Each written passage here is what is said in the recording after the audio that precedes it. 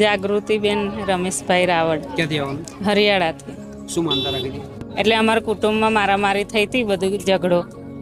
તેમાં અમે આવી બિલોદરા જેલમાં જતા રહ્યા હતા, આખો પરિવાર.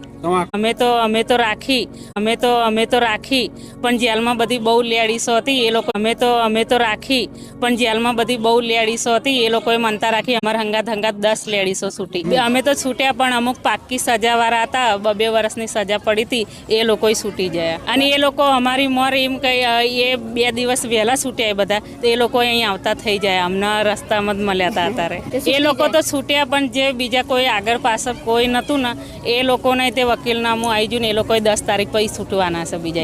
હજુ બીજા બી છૂટવાના છે? હા.